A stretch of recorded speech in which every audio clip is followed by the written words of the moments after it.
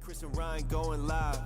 Best podcast, Beauty and the Beast. Sit back and catch a vibe. Oh yeah, we talking zombies and apocalypses and all those things you like. Going beast mode, and if you didn't know, it's Peter Z up on the mic. Hey, TWD family, grab the snacks about the pantry. Subscribe and like if you can, please. Or those walkers eat you like some candy. Hey, okay. You at the right place at the right time. No one does it better, that's the bottom line. Beauty and the Beast, this is prime time. Let's go.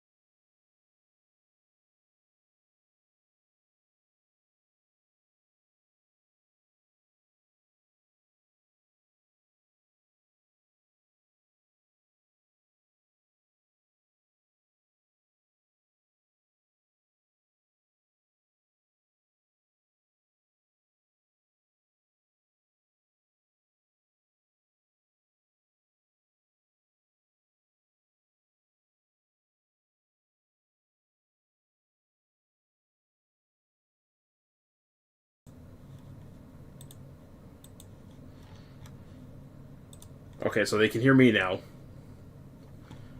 They can't hear you yet, no.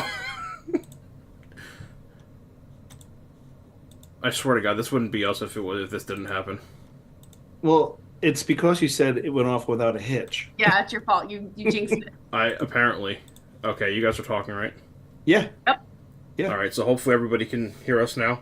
Yep, it looks like we got... I swear to God to you, 10 minutes ago, it was fine. I have a checklist now that I go by, and it was there. You jinxed it. Look, you wanted to keep everyone in suspense. I get it. It's okay. The surprise of what's the element of surprise? There we go. Yes, there you go. Well, it's just our thing. It's what we do, right? Yeah. I blame Christopher for my glasses. Completely screw up my entire rhythm. I like it. All right. Well, I don't think anybody's here to see us necessarily. Right. Mm-hmm. Well, we're here. We got to talk about 200, though. That's kind of important. So we want to celebrate that with someone special. Yeah. Yes. And so I know everyone's been messaging me today asking who it is, and everybody's wanting to see who it is. I suppose we should let them see who it is. So yeah, the big reveal for episode 200. Should we? I think it's time to let the world see who's hanging out with us tonight. All right. Do you think that? But I think it's important to note that this person is one of our biggest fans. Yes, as you can. I think that's very important, right? That's a good hint. Yeah. So should we go ahead and reveal our biggest fan? Yes. Yeah, absolutely. Reveal the fan. All right.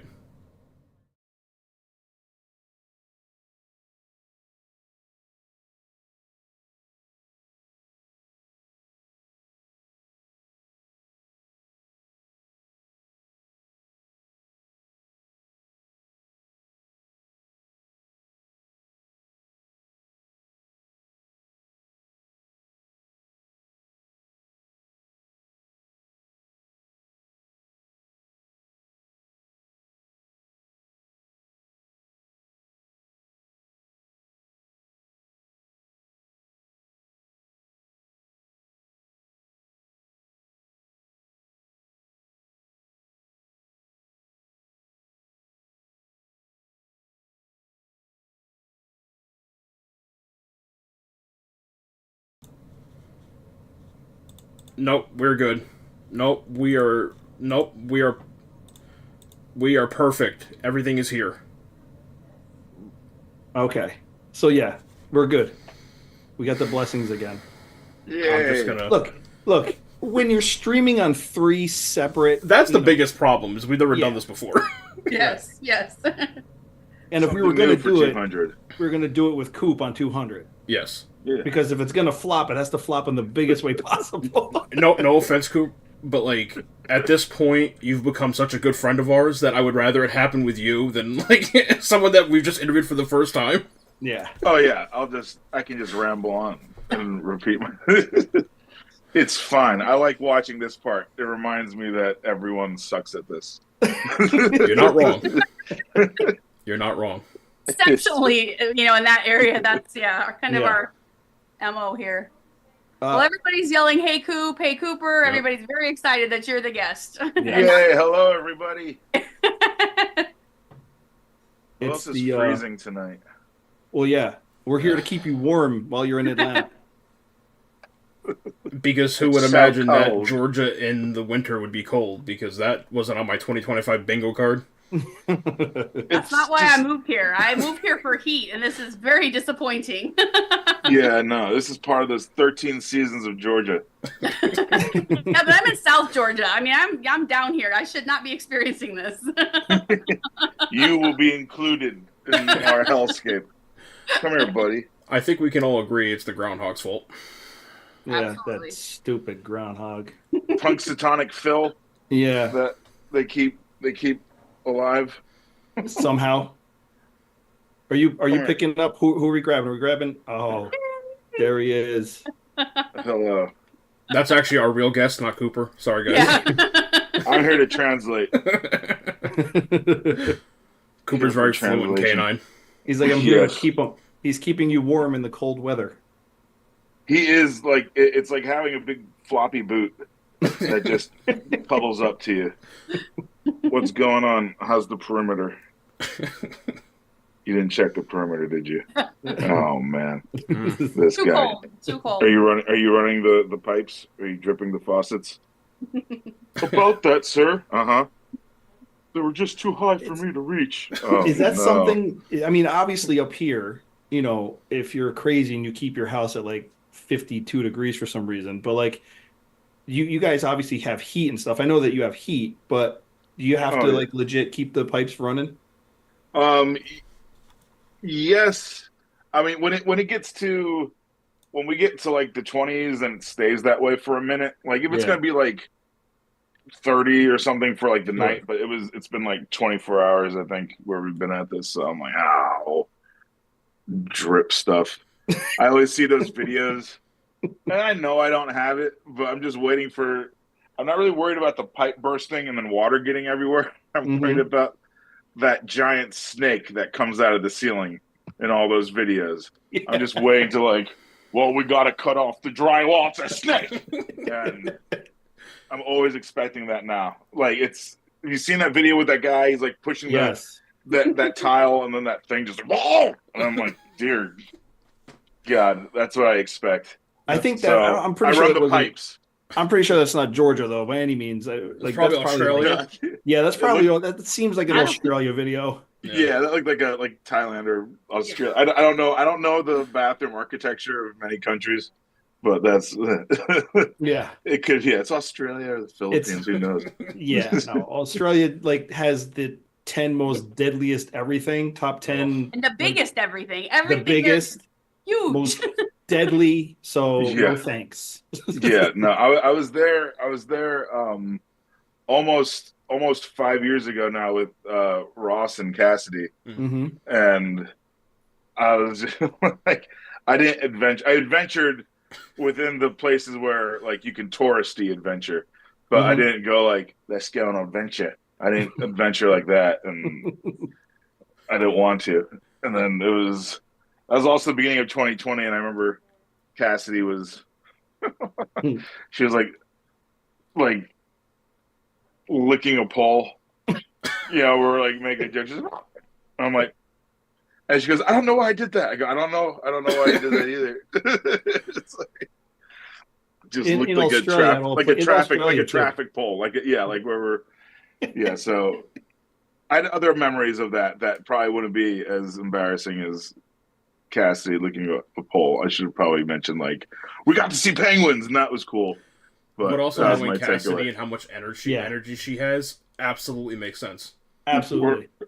We're all like, oh, there's this thing going around. I was like, could be there. She can definitely she packs enough power and energy for a crowd of people. Like, oh yeah, the light bulb burst. Yeah, yeah, it was absolutely too much power. too much. It was there, and then it was incredible. You should have seen it. Oh my goodness! So what's going on with you guys? What's new? What's in store for 200 episodes? Do you remember every episode? Well, it's funny you should ask because we just started recapping the show from the beginning all over again. Oh, yep. Because we're waiting for all the new stuff to come out. Yeah. So we're like, it'd be fun. Let's go back to the beginning and rewatch it. For me, probably the 10th time now. Yeah, I was gonna say. But every time, like now that we're doing it together as a group, and then we sit down we've sat down and we recorded 4 episodes so far.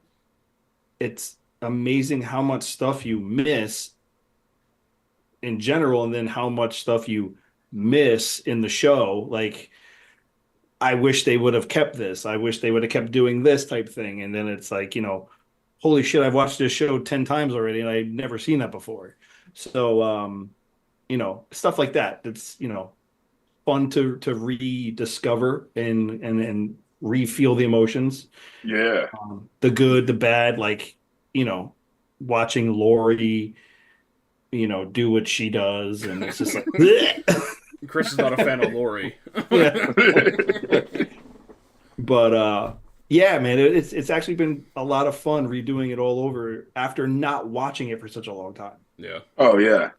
There's some things when I mean, especially when I peek at it, like I'll see like the clips and I'll be like, man, it's like they were young or they were yeah. And just I guess that's the first thing. Look how young they were, but I mean, then it goes into the I don't know. I can't think of what the first thing that like on the show acting is like. So in other words, like I talked about this. I'm sure I've talked about it here, but just how we always had to run into a scene and run out of the scene. Mm-hmm. Literally, we all just ran here. And then, okay, we got to give a message, run out of here. And there's just always like this, like, nothing feels urgent. So let's add some running. Yeah. We ran, so it's urgent. You guys were the Apocalypse Pony Express, man. Yeah, our boots never wavered. But then I just think about like Andy just running forever. And when I was booming on that, it was like season 3 or whatever, and he's just running along the prison. It may have been I'm pretty sure it's season 3 where he's just running down to the prison. Or is that season 4? How many times does he run? Anyway, he started it, is what I'm getting at. And we all had to continue running. And that was the only time I ran in those years, was just on and off of the scene. Yeah. And so anyway, the reason I'm laughing about it is because there's just some things that don't change. So I watch I watch a thing and like when I was on the show, they kind of cut around it a lot, but like if we were out in the woods, I was always like ruining editing by like just because like if we never like whenever we'd like we'd put the weapons away. I'm like, why are we putting the weapons away? It's like I can carry this around. I don't need to investigate with my, like, if I think we're not safe, the weapon's out. I don't need to, I hope there's nothing that will just pop out like a dead body at me.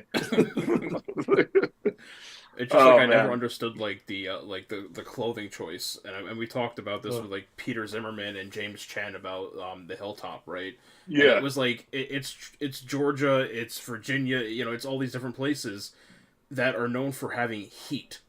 It's not like you guys are in Antarctica, and it's like, but they have you guys wearing 6 layers, and you guys are like running around in the Georgia heat, and I'm like, I don't understand it. It's because costumers, from my experience, love layers.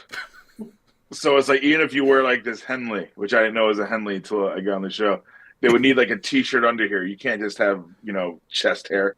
That's ridiculous. There has to be a thing. It may be like, let's throw a piece on here, on like an apocalyptic cloth that you just like, otherwise yeah, that's the look, and then make that make sense. Like, oh yeah, I'm ready. I'm ready to take on things. Yeah, it's because you feel good about it. You're in the, when you first get the outfit, you're in the, you're in a trailer or you're in the studio and things are relatively cool. And you're like, oh, okay, right. And then you step out and it sucks a lot. We just need you we could take the, and then you'll see over the years how like people get modified. Like Kristen, she always had like pretty much the right call for the outfit, like the Rosita outfit. I wish I wore that. That would have been fine. I'd have been okay with it. I've just been like, look, I just warm. Yeah. It's a warm area. I would have called that Cooper in the Tomb Raider look. I don't know how that would have. Oh yeah, but, the ratings might have been, just through the roof, dude. I mean, there's a point where you can just roll the dice and just see what happens. Yeah. Let's see what he looks like. Coop in a tube top and some tube top and some, what are those called? Those God, the Dixie cargo shorts. Yeah, what were those called? Daisy Dukes. Daisy Dukes. Yeah. I just remember fantastic. I just remember seeing it. I was just like, that must be that's like the smartest outfit on here. I was like, and then Deny, when she had like the sleeveless, I was like, yeah, that's a good call. Yeah. It was just, like, in the meantime, they have you, in like a trench coat. Oh yeah, it was moving blankets. It's that same moving blanket material. Mm-hmm. It's like that weird padding material. Yeah. Yeah. And it wasn't warm in the winter either when we did like season 9 and the beheading one. The beheading, remember? And the cold, it just bled right through it, and I was like, this is just useless the entire time. And there's that episode where like the sweatiest I ever got, it was like a flashback scene of when Jerry and Nabila, or Jerry's telling Ezekiel and Carol he's about to be a dad, and there's just sweat just coming all over, and I'm like, oh yeah, I'm just kind of, it's like, I'd be like, you could take that jacket off, man. You don't. You seem no, this is good. Yeah, no, I enjoy this. This is how I prefer to be. Oh no, it's just fun. I love the room spinning, and by the room I mean the entire world. They're like, Coop, it's 108 outside. I think what we're gonna do is take this 100-pound fire retardant drape and make a coat out of it for you. I appreciate that. I need to lose the water weight. By the way, carry around this 80-pound axe too. Yeah. Oh, I missed that axe. I'm pretty sure I got to keep the sword, but that axe is gone. Like, someone took that axe. I have a theory who. Oh. And I could be wrong. And this is just my theory. I have no evidence. I never watched it happen, but I just have one thing. I had this knife I wore on the show, and it was the I forgot her name, but she was the props, like the department head. And she took my original knife, and then they made like a 3D mold of it. It was not the same. I was like, oh, and pretty sure she took the axe. And I was like, where's my axe? So I was pretty bummed. That's the one thing I wanted to take with me, and I couldn't. That would have been so cool. We'll probably find it at an auction site one day. It'll be there. It'll be there. Or Norman Reedus has it with all his crossbows. Does he really? He steals all his crossbows. Yeah. Oh, wow. He's got like, I forget how many he's admitted to having. He probably has your axe in there with him. Now keep in mind, that's what he's owned up to. Yeah, not everyone that he's taken. account for double. I'm just saying. Probably. So I mean, Coop, do you keep up with everybody normally? Like, is that something? Do you guys like have a text chat thing or anything? Do everybody? Yeah, I don't keep up with everybody as like some people I keep up with regularly, right. and then other people where it's like, the once every 3 months, like 5-minute, 10-minute text exchange of what's going on. But like, no one has like cut each other off in any way, if that makes sense. It's just it's you kind of there's with some of the cast, it's like whenever we're at a con or anything and we meet up, it's like, oh, we're getting dinner, or and then the hangouts happen. But it's sort of like you leave that world, and then these other worlds start opening up. These other worlds, but these other facets of your life and the friends from there, and so it's everything just sort of goes around, I guess. But like,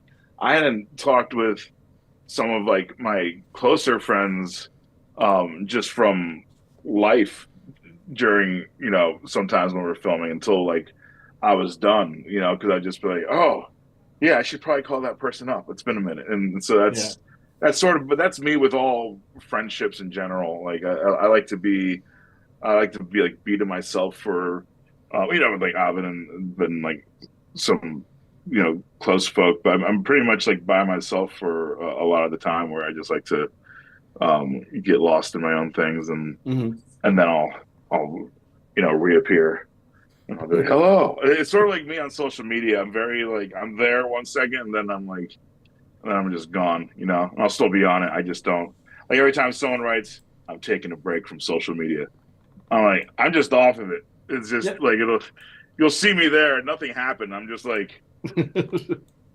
Like, it's not like milk, or milk. I don't know how to pronounce that word. Milk, M-I-L-K. Milk. The milk. Milk. I say milk, like with milk. the E. I like the milk. I wish I say milk, like milk. And milk it. But anyway, milk. It's not going to go bad, Right. So if you just leave it out, nothing's going to like. I hope my social media account doesn't turn into something greater. It's like delete it from the phone or whatever, and just have it. Has anybody duplicated or tried to like steal your profile or anything like that? Because I know that happens a lot. Yeah, I mean, I get a few. There's a few like, I'll see like fake accounts and stuff, and people will post. But I'm sort of like, if you guys have if you have the ability to join social media, you should have the ability to see that. Oh, this person has 3 followers and 2 posts. Yeah, I bet this is Cooper. This seems right. I'm kind of like, legit. Come on. Yeah. I'm kind of like, come on now. Yeah. You should know. Cooper just asked me for my address and my credit card number. I will totally take those things from people, but like, I'm not gonna ask for it. Like, if someone just messages me information, also, I don't know what I would do with it. I guess you can sign up for things, but I would like. I'm just. They're gonna get your social. I'm like, I know it can do some things here, but you're not gonna get anything great from me out of this.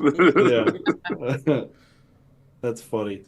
I mean, for me, you're one of the more responsive, active people. You either post stuff to your story or like obviously we all follow each other and everything like that, and just coming to you to ask you to be on the show, it was like, I'll send him a message. And then within a few hours, it was absolutely. And I was like, okay, thank you. It's just like, and then today I'm like, oh man, we're supposed to, we usually do like our little 10-minute thing to check sound and all this other stuff. So I looked at my phone and I'm like, I have Cooper's number. I got this number like 3 years ago. I'm taking a gamble. Oh yeah. No, I have the same number for like 20 years. I'm very good at hanging up on people that shouldn't have it. It's like, So and people. I always, and another thing is I turn my phone. I mean, I'll turn my phone off, but like it goes on silent like at 10 o'clock, and I don't turn it. It doesn't come on until 8. So people that try and reach me afterwards, I'm like, man. Yeah, well, say if I see that you're on sleep mode in Instagram, I'm like, well, he's obviously doesn't want to be bothered, but I'm not going to bother Cooper right now.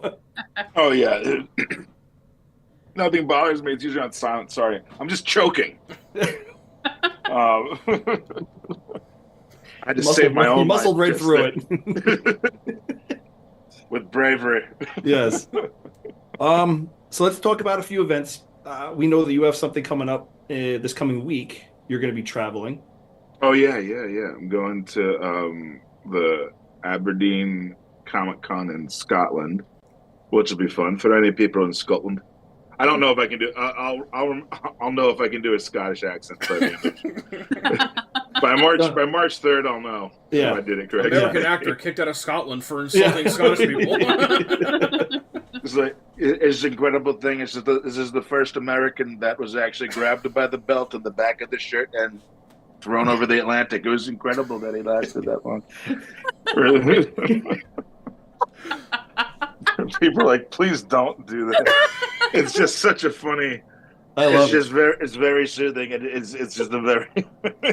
That's so good. Pretty good. It is very good. That's so good. That is even the hand gestures to go with it. You have to understand there's things that happen within this space, and if you understand anything about the fourth dimension, very few people understand about the fourth dimension. But the fourth dimension, it doesn't quite measure up with breadth, width, or length, whatever. But the whole he read 6 pages of a book and he thinks he's a genius. But yeah, no, Ross would do that every time we're on the last year of the show. He was just working on the voice, and he's like, "This is going to be a terrific take, the best take. We're going to take it back to 1. All right, let's roll cameras." And people were just getting annoyed, and then people were like, "Oh, Cooper, not you too." And then I remember Kari doing it. I started doing it, and Kari started imitating it. They're like, "What?" I was like, "What is happening?" It's just a funny voice. It's very like, ugh. But yeah, then my buddy was asking if I could do and it's hard to do. People are like, we don't want to hear any of these tired imitations, but I was trying to do Arnold Schwarzenegger imitating Donald Trump, and it's hard to do. I can get it for a moment, but first, how you doing? What's going on? All right, so if you're here anywhere around this way of doing the voice, and then you get it there, and then all of a sudden you have to do something with your eyes, and if you imitate them just a little bit, and then this is me imitating Schwarzenegger, imitating Donald Trump, and he's gonna have a fantastic workout for you. It's gonna be incredible. You've never seen it. People have never seen this, and so it comes this. That's what he does when he's by himself. Okay. It'd be fun to have a beer with this guy. It's like it depends how many beers that you'd be. It's like it's kind of terrifying to have a beer with this guy. No, because now at the camp, I'm gonna legit make sure that I'm next to you at some point or another, handing you a beer, saying, "Okay, do it now." All right, come on. This is from Anheuser-Busch. Come on, it's a terrific beer. In all the ways that I saw this episode going with you, I did not have you doing an impression of Schwarzenegger doing an impression of Trump. Yeah, that was not on my bingo card. It just cracks me up. It was something that Zach Levi said. He was always like, "Well, everyone could do the walking, so I want to hear Arnold doing walking," And so he was, he's like, "Come on, let's go out there, guys." But it was doing walking itself is hysterical. Everybody that does walking is just because they're money lines. I mean, the guy was gold. Oh yeah, still is. Still is. Yeah. Yeah. But soon he will be fossil fuel. How dare you? It's like, once I'm gone, no one is to do this voice ever again. It's done. Anyone who imitates me is going to be haunted forever. And then you can, but yeah, his is just, you do that New York accent. Mm-hmm. you do that, then you slow it down, and then you add that prairie home companion voice, and then when you put those together, we're now doing Schwarzenegger, but you go from that New York, go out and walk the dog, and then you slow it down with these like a waveform, go out and walk the dog, and then with the prairie home, go out and walk the dog, but never stop where one expects you to. Wow. And that's right. And that's your lesson. Like you just gave everybody a lesson on how to do walking. Yeah, I like that. yeah, like take periods and commas and flip them. That's the. So it's like work on your New York accent. Yeah, work on the New York accent. Yeah, if you're like, hi, it's like hi, comma, hi, how you doing? It's hi, how you doing? That's just, once you put a little bit of Schwarzenegger in your. Oh yeah, you can't get rid of it. Once you do a little bit, I was like, once you put a little bit of Schwarzenegger in your mouth, then you just can't get it out. It stays in there. Oh my goodness. Yeah. So I was in we were at another. It was me and Seth. We were in Santo Domingo in why can't I think of the Dominican Republic, and I did this panel, and immediately I just walk off to the right, and there's this booth, and these people are like, "Oh, can we give you free merchandise?" And you just and we could take it. I was like, "Sure," and then I was like, "Yay, free things!" And then when I come to the front of the booth, it was for condoms. It was all for like. There's like a whole condom like booth, and I just took a photo like this, not knowing what it was. So I have there's a photo out there somewhere of me smiling happily next to condoms. Nice. I ain't no sailor. That's amazing. It's like, is that Cooper holding a box of what are those? Rainbow flavored? It just looked. I mean, they're really nice photos of people like having they're all like this. Yeah. So I was just imitating their faces. I'm like, oh, because of the. Right. That's awesome. Good. This isn't for balloon animals, is it? What kind of balloon animal is that? What kind is it? Why do they all look like snakes? They're all snakes. It's the year of the snake. Okay, I can see that. All right. Side-eyeing. Hold on, I have to go by. You guys talk amongst yourselves. I have to find a question in here somewhere. Find them. Oh. Someone asked about your favorite scene to shoot in The Walking Dead. Oh, okay. I saw that one. And then I saw after shooting the last episode, Lucy said, after shooting the last episode, did Cooper do anything special in regards to it being the end of an era? I did. I did, and I like that tale. First one, favorite. I've been saying this a lot because it's sort of like, what's your favorite meal? And I'm like, oh, but then they'll say, the meal you can eat every day for the rest of your life. Well, that's different than my favorite meal. Mm-hmm. My favorite meal I can't have every day. So like my favorite, some of my favorite scenes, I always say like, my favorite scenes are always ones with like for me personally, or like, hey, you're going to work, call times at 2 p.m. We're going to be going to like 5 a.m. Those days I'm like, ooh, I mean, they don't say 5 a.m. They're like, oh, we'll be done by like midnight. I'm like, nah. It's like, just don't. It's like, look, don't give me a number. You're just going to lie to yourself and to me. No, so those scenes I really liked were like with the big group scenes. Whenever we had battle scenes or everyone's getting information days, so it's like we're all grouped up together. So it was like a fun way of being like, hey, what's new? How's it going? Sort of like a school assembly is what it felt like. You have your classes normally with like your with a few kids and then but then when you get to get together, those are my favorite scenes. So like like the hilltop battle or whenever we were doing any of the end of like the season 10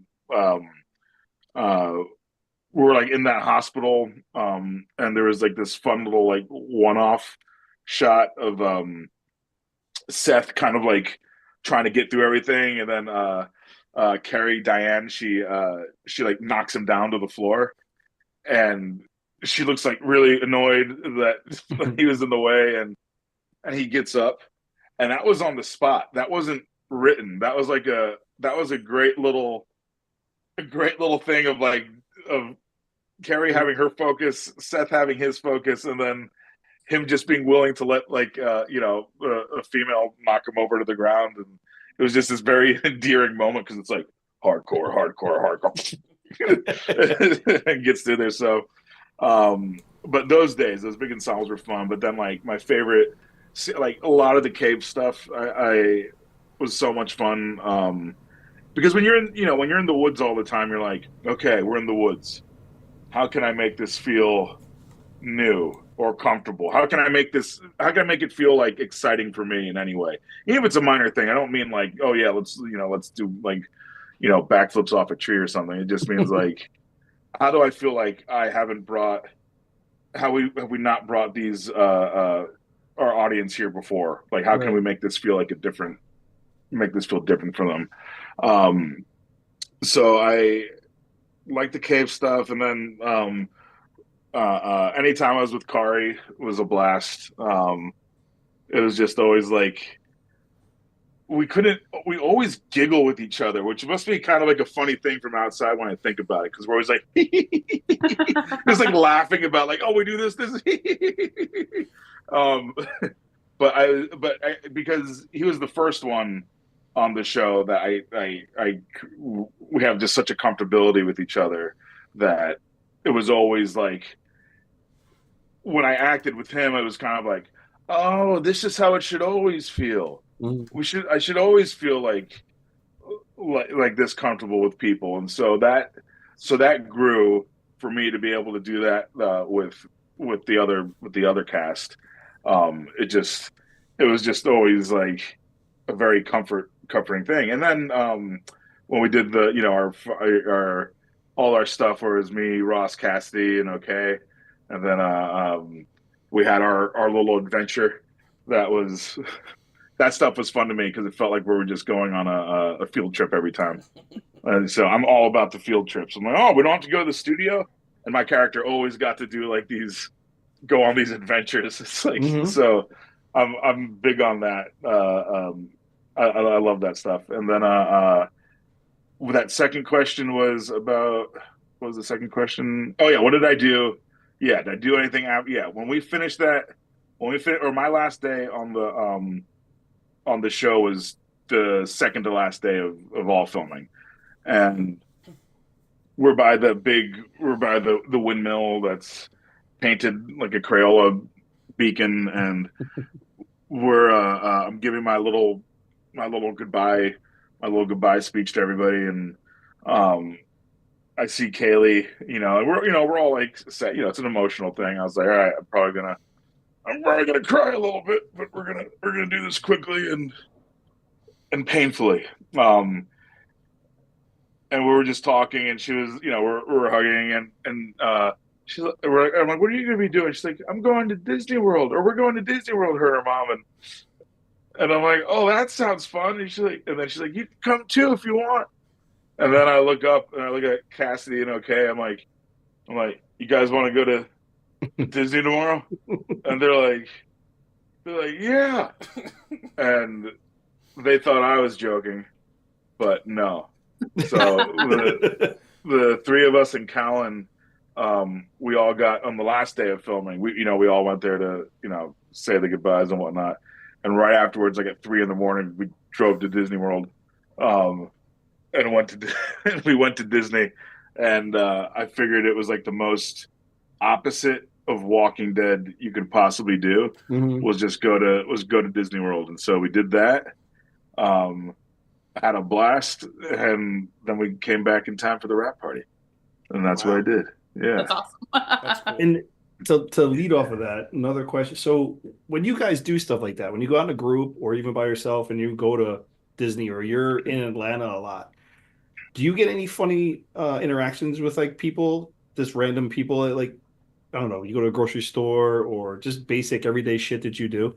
Like, you ever get like a random, like, kind of like a funny interaction? This is from Anissa. Anissa? Yeah.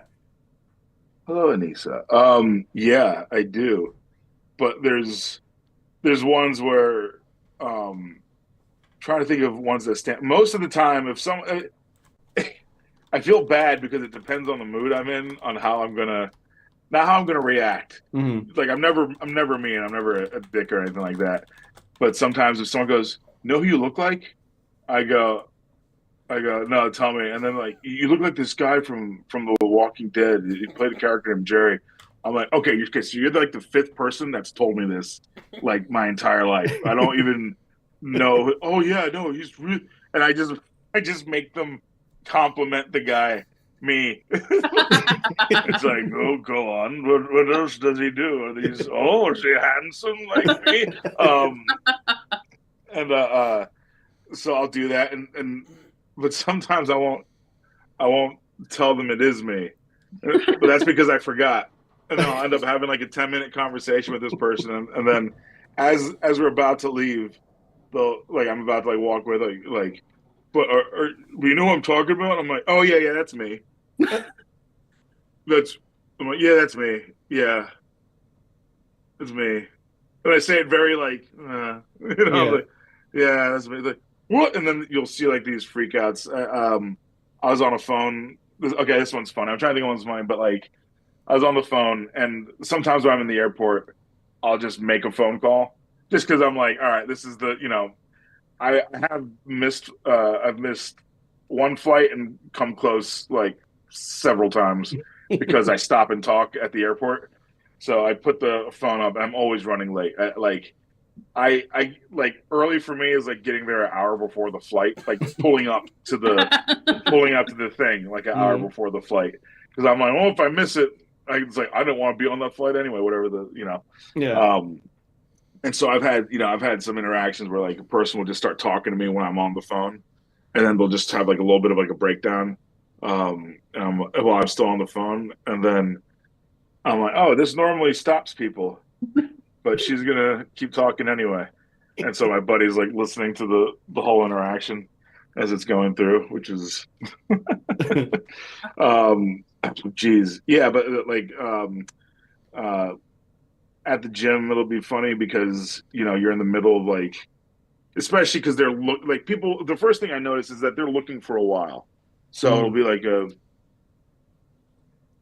and then they'll do their thing, and then they're looking at me again, and I'm like, all right, they're gonna figure it out soon enough. And so you'll be in like the middle of a set or whatever, and then they'll just come up to you, and I'm like, you're on the bench. You have to admit, like whenever you're on the bench, you're almost like, I'm now trusting the world around me to not drop anything on me. And so all you're seeing is like this fluorescent light, like just shooting you in the face as you're like moving this weight around. Mm-hmm. and then enter like this. It's sort of like this. It's sort of like just a head coming in. Are you? Hey. And so that'll happen. Yeah. Yeah. So there's fun ones. I once had at the airport. I was like at the downstairs, and literally like there were like nine women. They're like, "Are you Jerry?" I'm like, "Yeah, we love you." And they're like, like freaking out, and they don't get any closer. They're like, "Okay, bye," and they walk off. And then there's this woman who was like right next to me. She goes, "I'm sorry, where do they know you from?" I go, "Oh, I did this show, The Walking Dead." And she's like, "Can I take your photo? My son's girlfriend is a big fan." And so I take a selfie with a person who had never seen me or known who I was or watched the show. And then you have like these 9 people like screaming and freaking out and just politely moving on. Mm-hmm. Keep in mind, I don't care either way. You can approach, I always tell people to approach, but if you're going to be weird, I'll be weird right back. I have no problem.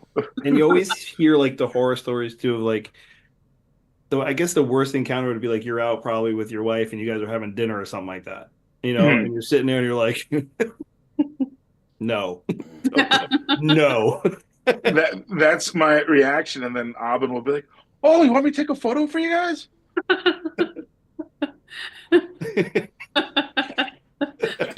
Yeah. And I then don't she'll need to eat go. this meal hot. Then she'll go. Okay, 1, 2, 3. 1, 2, 3. I'm like, why are you counting down so slowly?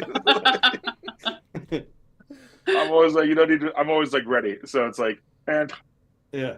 and then it's like, and done. But I always feel like an asshole when I'm just like standing there smiling, like at a restaurant or something. I'm like, I Yeah. feel like such a weirdo. But I was with Pollyanna and her husband Abin, and we were in not her husband Abin, my wife Abin, and her husband, and we were at this tiny restaurant.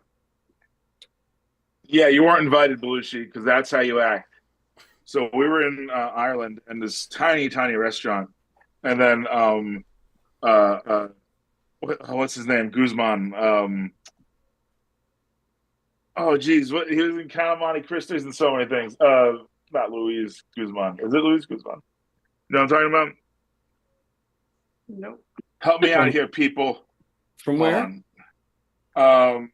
I always remember him from Count of Monte Cristo, and yeah, Luis Guzman. Yeah, this guy. We Oh, Okay. yeah. Yeah. he just walked into the restaurant. I was like, and we're like in nowhere, Ireland. I was like, this is, and so I wanted to go up and be like, hey, I know you from one thing apparently. I've seen him in so much I can't think of it right now. I've seen you in the one movie and your statue in Community, and but I just think about the people who do come up to me, because like me, I wouldn't, like, I could be the biggest fan of that person and I will never go up to them. I don't have the balls to do that. So I always respect anyone that like can at least be like they can swallow it. Like I'm like, okay, you know what, I gotta ask.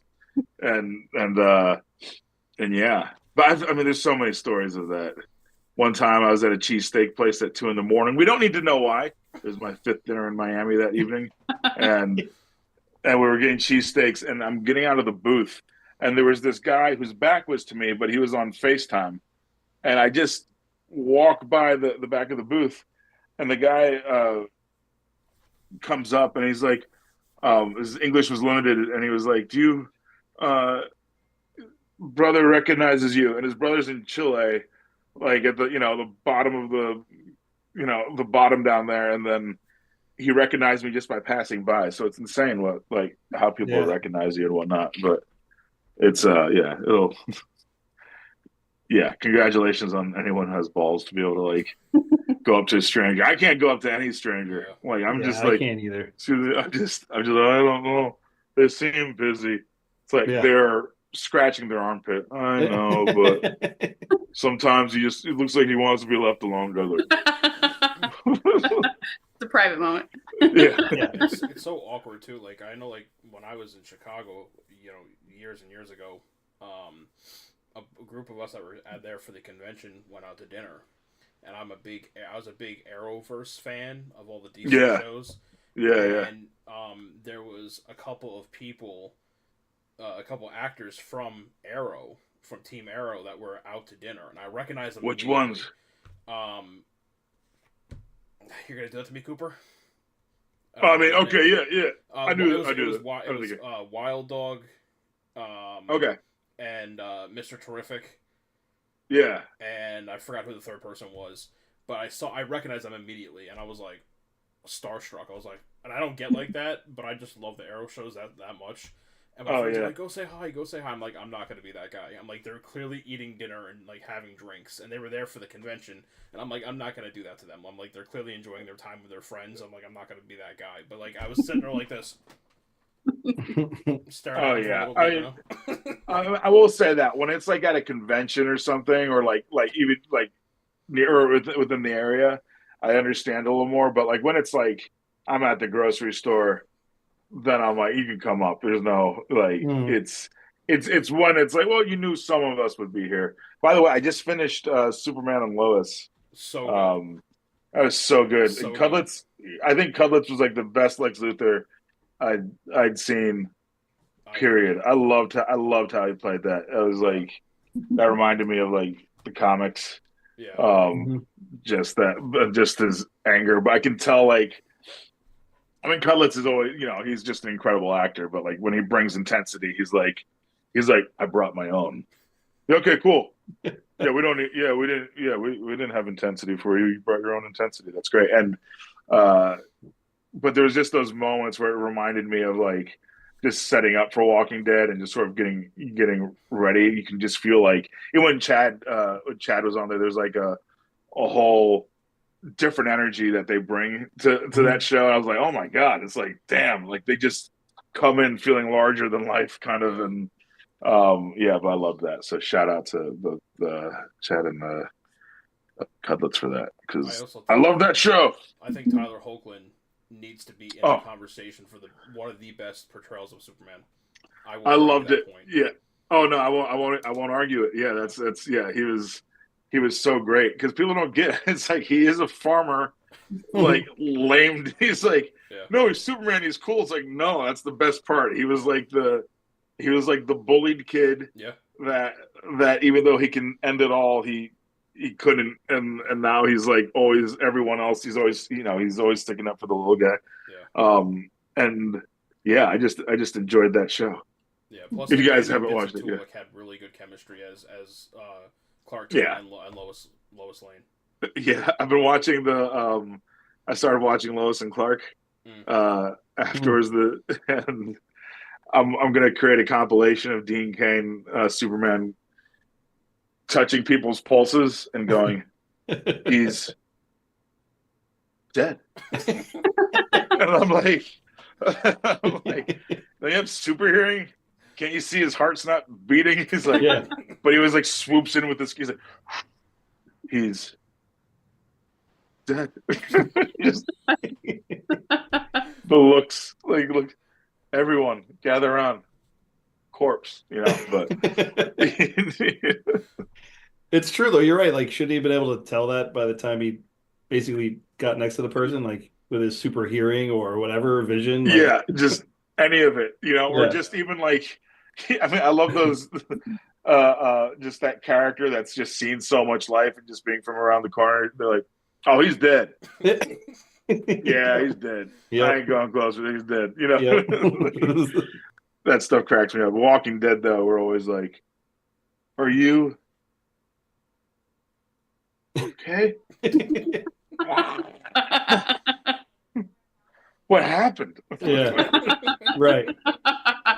You couldn't tell. You couldn't tell from the bite mark and all the blood or anything like that. You had to get real close. Yeah. He'll be okay. He just needs to walk it off. He's got to rub some dirt on it. It'll be fine. Yeah. It's the real trick is just the white magical bandage. Mm-hmm. You just take that. Don't look at the wound. Definitely don't look at it. Don't acknowledge it ever again. Mm-hmm. Don't show it. Hey, can you keep this a secret between us? Just wrap the white thing around you. You won't turn. It's anyone that shared it and didn't do the white bandage dies. That's how it works. And just don't share it. White bandage. Don't look. Don't share. Just be like, It's like, I don't need to look. After a while, everyone's like, and then the close up, the reveal. It's like there's just that one asshole walker that's my back. I'm just gonna take a good belly bite, right? Oh, give me that hip. Like who's that? They're always like bit. Like, where'd you get bit? The top of my head, really hard. Oh, like just bit the ponytail off. All right, so if you had a choice, where would you be bit? If you had to be bit by a walker, where on your body would you be bit? Like bit, like in the idea that I'm gonna get bit and then I have to die, or bit like if it's a limb, you could get it cut off. You know what I mean? I mean, like for me, I might take the pinky. I was gonna say like a toe, but you're right, pinky probably. Yeah, I can take because Aaron's got that metal Morningstar fist he can, and I'm just trying to lose a finger. We might have to take the whole hand to be safe. No, it was like 2 seconds ago. It's just the pinky. Yeah, you bit. Let's be you clear. bit it right. Let's be clear. Yeah. We'll go down to the last knuckle. That's it. That's all we're doing. I'm just not gonna. Yeah, take my pinky. I mean, because if you do the thumb, you know what I mean. Then you can't grab anything. So be like. Yeah, maybe a ring finger. Maybe the ring finger. I would. That would be an awkward spot, though. Wouldn't you think they'd have to take the pinky with that? So now you're just chilling with like a raptor claw. Mm. Yeah, you can still. You can do eagle. Yeah, little raptor action. You can still rip throats out. You can still get the throat. You're right. That's all you need for the throat. There's a defense. There's a defense system I never got to see implemented. That I really liked.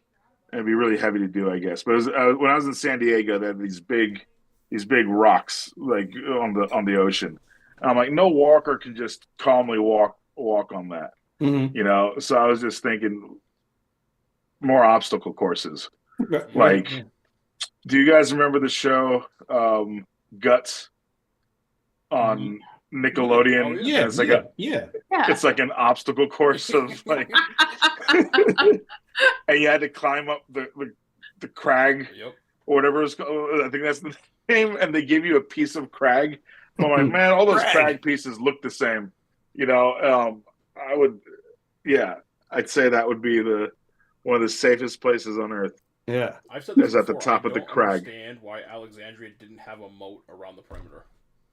Oh yeah, there's so many things. Like, to me, a moat is great, but then I'm like, then they're gonna get stuck in it, and we're gonna miss it. But you mean like a waterless moat kind of thing, just like a bunch of like spears and stuff sticking out. Yeah, I'd be okay with that, or at least having a few. Yeah, there's a few things I think that would be. Yeah, what would be your ideal defensive protection? You have to protect. Yeah, what would be your Alexandria defense? Man, Ryan's got the moat. Yeah. Moat and spear. I mean, and it would be far fetched, obviously, but if it was a TV show, it wouldn't be that bad. But honestly, man, I would have to say a couple guys on some turrets. You know what I mean? On tower turrets. Just let them go with a couple of big old bad, rotaries and just mow them down. Ammo would become a problem, but I feel like they had like those turret arrow things. Yeah, I feel like you can do that. I feel like a marble, this guy who collects marbles. You can. Everyone's just got slingshots, It's like potato guns. I would have to say that, I would have to say that the turrets would have to be for like a massive mob. With a t-shirt cannon.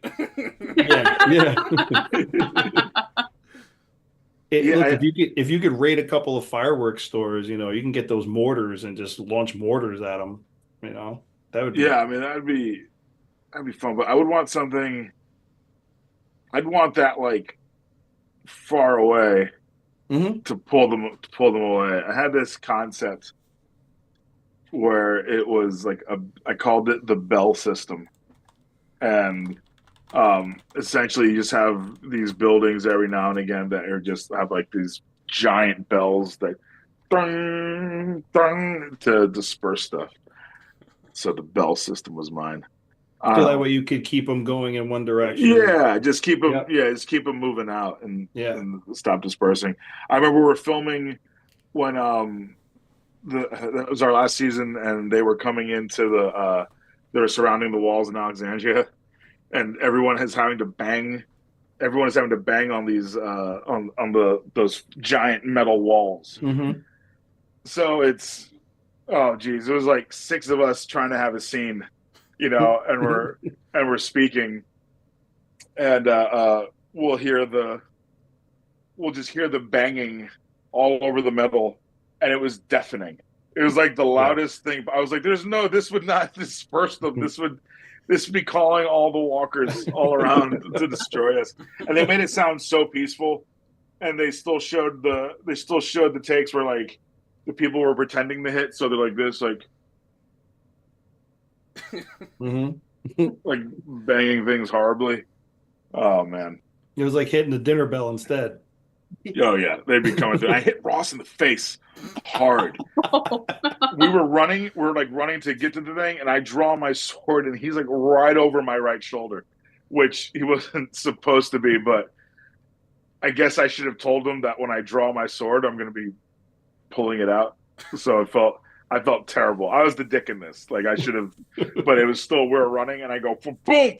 I pull the sword, and I just like hit him in the face, and then we continue. And I remember going, oh, and like go into whatever choreo we had or whatever. And then I was like, and he's like, oh no, it's good, it's good. And I'm like, I'm so sorry, but he knew I was sorry. But I felt like if he didn't think I was as sorry as I was, and I was very sorry, he may have been like, yeah, I'm gonna get him.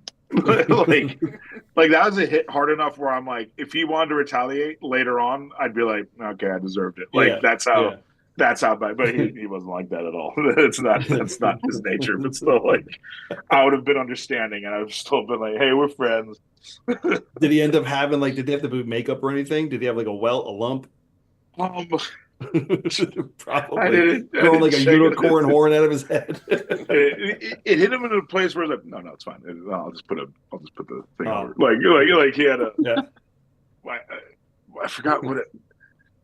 Oh, he played it off. He's like, it's okay. Right in the jugular. Fine. Yeah, I would have felt bad if I had like knocked him out with that. That I would have felt really terrible about, because that's like. No one wants to get knocked out. I didn't come to work to get knocked out, guys. But yeah.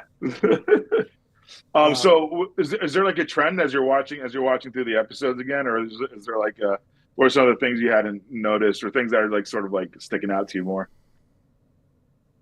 When you, I mean, well, obviously, I think for all of us, because we've talked about it, is like, they went from having these smarter walkers in the beginning. Yeah.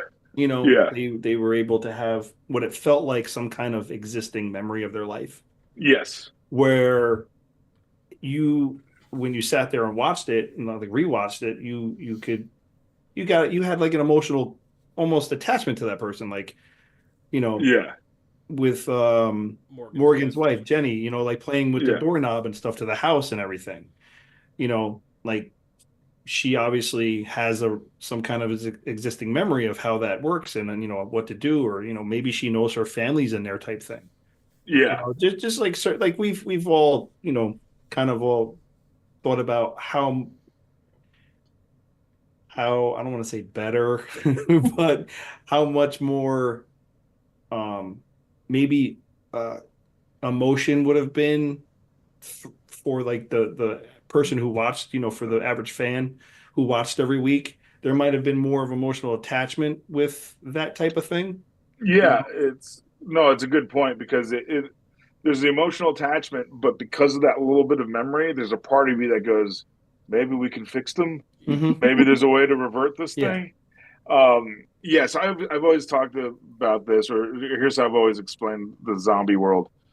And they haven't. This is just my idea, but no, how I always saw it is, I always think of the zombies as like sharks, or bears, different kinds in different regions, and because I had, like, in my head, I had to, like, as a fan, I was like, so we haven't had any climbers since that third episode, or and until now, the end of it all, and. Part of me has thought that there were, like, the Jennies, the ones, because that was they were part of the original. They're part of the original Bite group, like that was when it first was popping out within like the month or two. So I felt like they were part of that first batch, and then everyone that they bit didn't have that kind of memory. Right. That like so I always thought of it as just a thing that sort of evolved, like this, this transmitted virus that would just like make the walkers change and get used to certain things and whatnot. But even when Shane died, like when Shane died, they brought you through like the transformation. Like what he saw happening. Yeah. Which was, it was a one-off, you know what I mean, type thing, obviously, because you didn't really see that ever happen again. Yeah, well, you see a little bit of it with I guess Jim as well. You see the like because he's getting those yes, those you're right. flashes, Okay. So that it's that fever, it's a little bit of that fever, but then they establish a little bit then, and then season 2 they really go and put it in there. So and with Shane too, though, Shane wasn't bit, so I always thought that was part of the reason his transformation was different because of that too. Yeah. But like, if you think about some of the horrible deaths, like let's say Andrea, to like have that type of visual as she's turning, you know what I mean? Like to me, it would make that scene so much more impactful. Right. But it's just stuff like that, when we go through and rewatch, it's like, man, this would have been so freaking awesome if it just carried through. You're right, because it would be fun to sort of see. I'd love to see it in the sense of like it's like flashbacks, but then it mixes with like a little bit of like the thing that they're about to become, like just make it almost like scary sad as that change happens. There's with everything that's going on, I feel like there's a lot to explore still in that regard. But but that's the other thing that the show does. So when we watch television shows, so like to me talking about Lois and Clark, and then going about like he's dead, and then later on we get to the Superman that can just be like, yeah, he's not going to survive. It's like, where is he? He's like 600 miles that way. Boom. But we almost needed sometimes you need that evolution to understand it. So like when you're first doing a story and you're writing all those things, I mean, they could have kept that. I don't think that would have ruined anything at all. I think it would have made it better. I agree with that. But there's sometimes it's like when you get a script, you're like, I love this. It's just so much happening right now, and we're losing the point of what we're trying to make in this. And so sometimes like you have all these extra great story bits that just have to get pulled because it's like it's just so convoluted on the page. But then we as viewers who've like analyzed the show, watched the show, then we're like, oh, they could have done that. We've gone in there. But it's sort of like how people watch like take the extended Lord of the Rings. I love them, but for someone who doesn't love the Lord of the Rings, it's probably better to start them with the originals before, because it is like so much excess, and you realize how much isn't actually needed to help move the story. But then as fans, and we want more and we want to get to the details of it. So I've always wanted this. I do know that we like so many episodes, there's so many scenes that are cut or so many moments that are cut. I would love it if they just did like an extended edition on all that, because there's so many times where like end cut and now they're here. I'm like, oh, how did they get out of any of this? And then I'm always like, well, we didn't just see it, it's implied. I'm like, sure.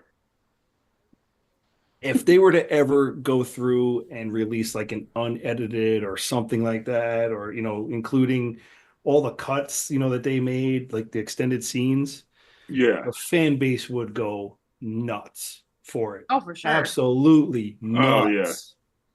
I mean, it'd be great. I mean, I imagine the great thing about the show is that we shot on film, except for that last season, which will always bum me out, because with film you can constantly upgrade it. You can continue to make it look better. At least my understanding of it goes. And so when you get to those, because sometimes like that Game of Thrones episode where at the last season when it's like dark as hell, the Battle of Winterfell, and you're like, but you watch, I guarantee when like that 8K is a common thing, and you're just able to watch, you be like, oh wow, this is dope. Oh my god, I can see everything.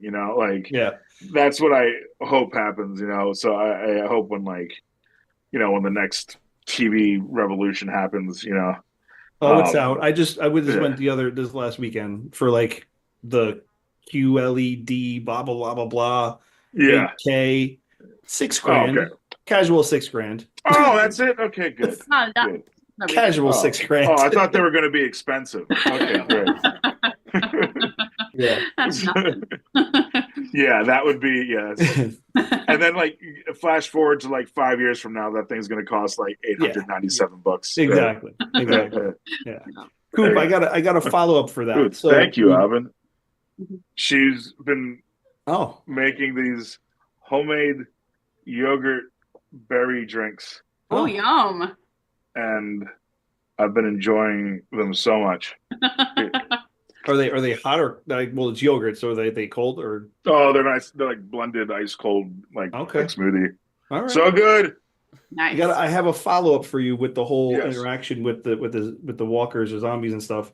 You were actually a part of the return to that old school, style of walker. Was that like iconic for you? Like you got to be the guy who was like there for the reintroduction?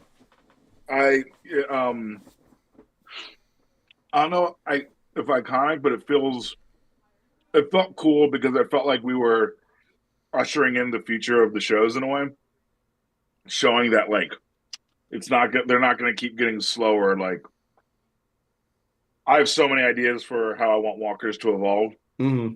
So many concepts of what I want to see, and I was already thinking about them towards the end of the season.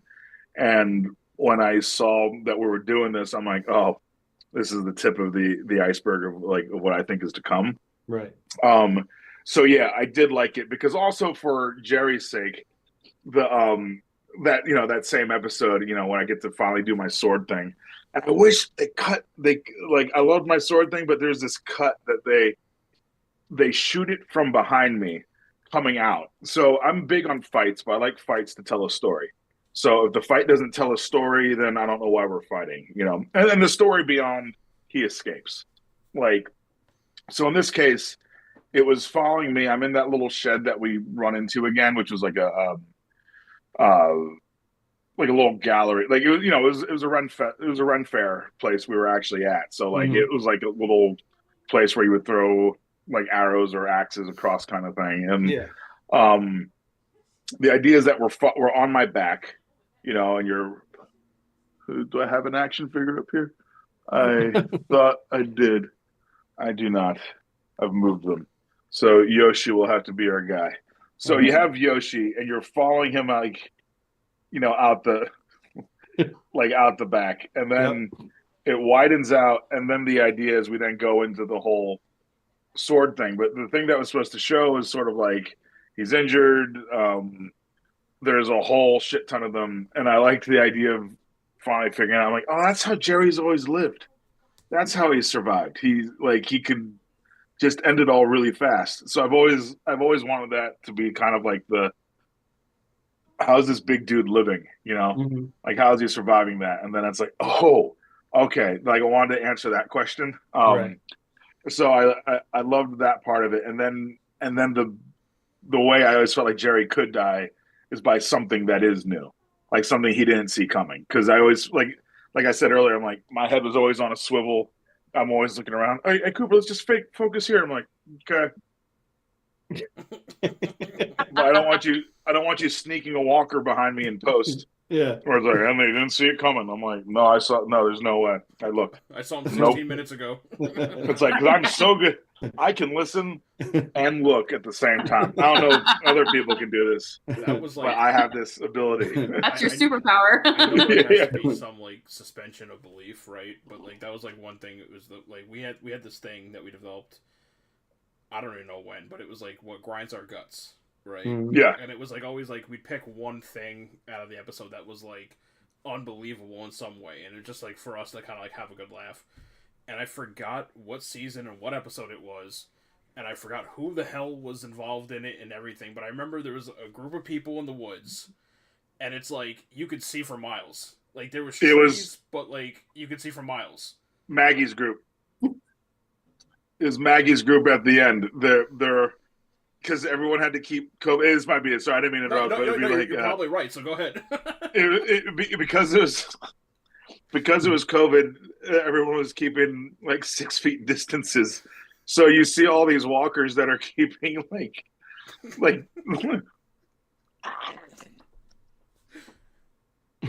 like going through. And so when Maggie comes back and she's like with this elite force of like just badasses, I was like, oh my God, these guys look decked out. Like this, like they're like muscled up and massive. This is great. Like they just look hardcore. And then this woman just gets like, it's one of those, look to your left, look to your right. Okay, you're clear. No, you're not. Like it was. Yeah. And I remember just like, oh, why did we? Well, it was nice meeting you. Yeah. I felt so bad. I was like, these were cool people.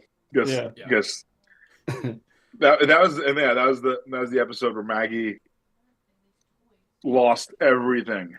Yeah. Left. Yeah. That was my big thing. I was like 1 minute you don't see them, and then like the next minute they're right on top of you. But I'm like, that doesn't make sense. I'm like, you got like 500 yards in any direction that you could see, you could see perfectly. Yeah. I'm like, a couple fog machines would have fixed this. Oh yeah. And we're also shooting.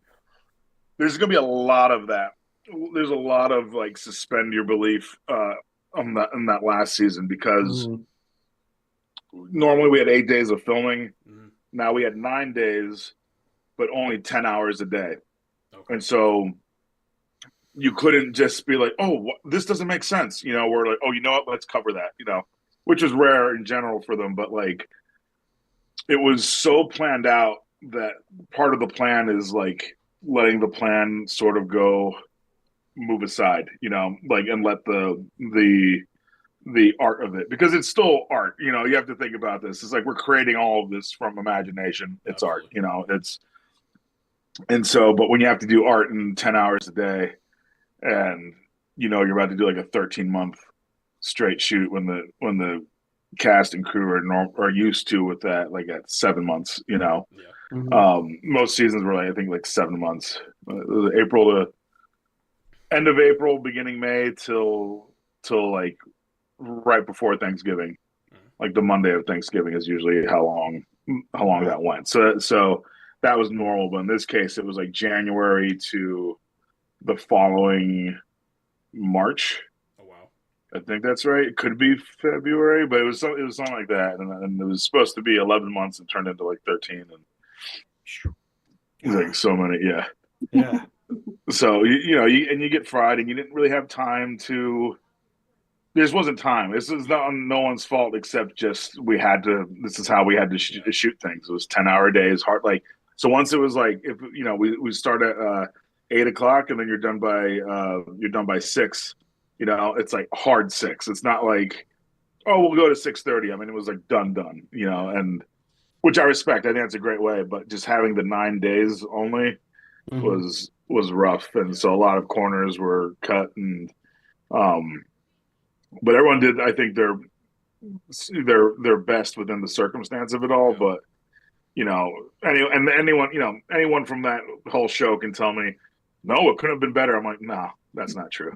It's like, that's not true, and it. So so I do feel, even though we had all that time, it still felt rushed, in my opinion. But I think when you consider like the state of the world at that time and everything that was going on, like that really was like everybody making the best of the situation.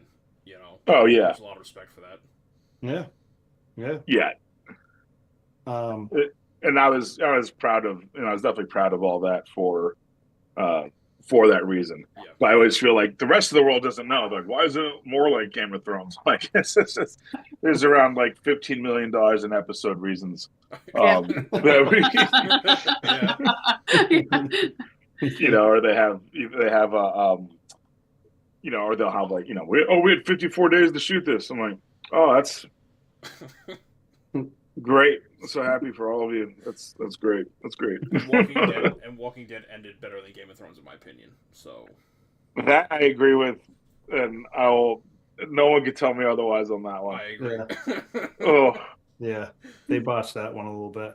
I was with Colin and Avi, and I forget if we watched the last episode. We watched one of the episodes of the last season together, 2 of the episodes, and we were all like, man, I want to love this. I remember telling my friend, he was like, how was the last season?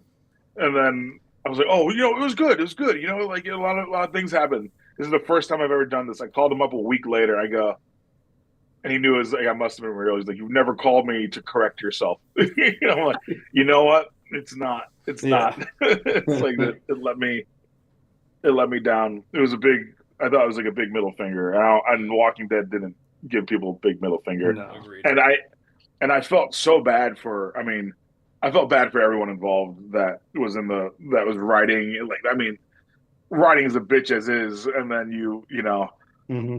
the actor has their 2 cents. I'm like, well, why would I not say this? Why would I and then they're like, and it's like such a minute thing. I felt so bad. And I remember sending Angela, it was such a dick thing. I was just like, it's my last time on the show. Why not?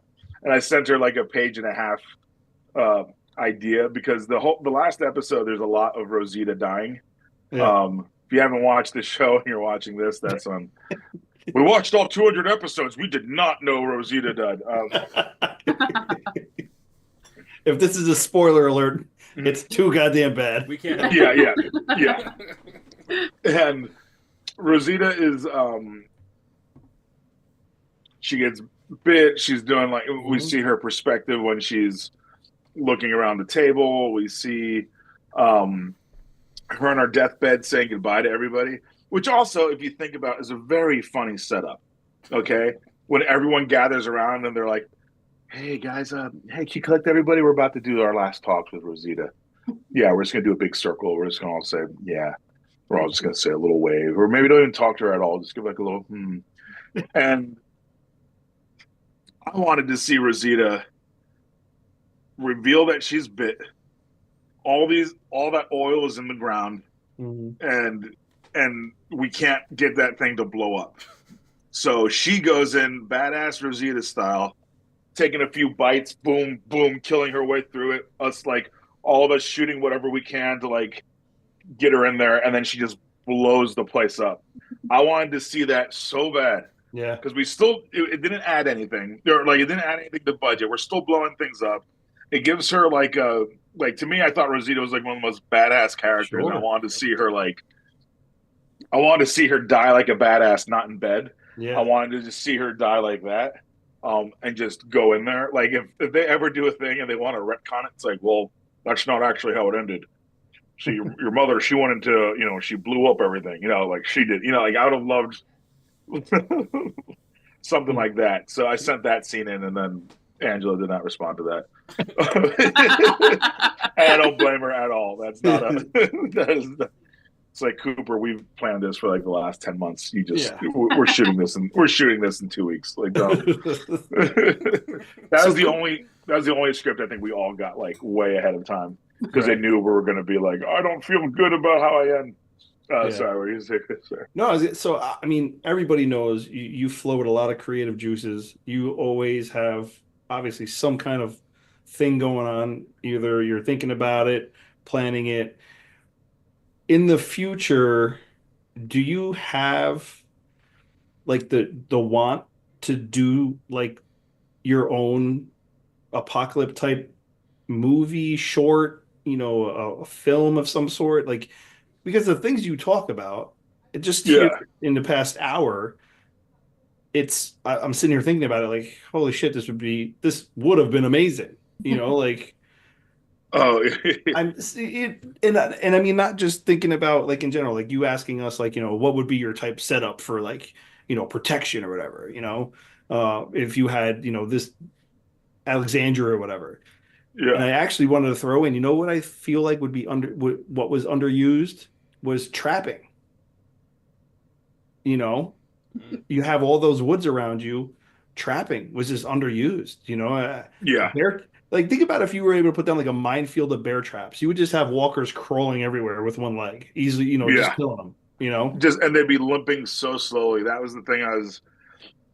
When we're talking about the moat, because you disable one leg, he's a walker. He's not going to start going to start handstand walking over to us. Right.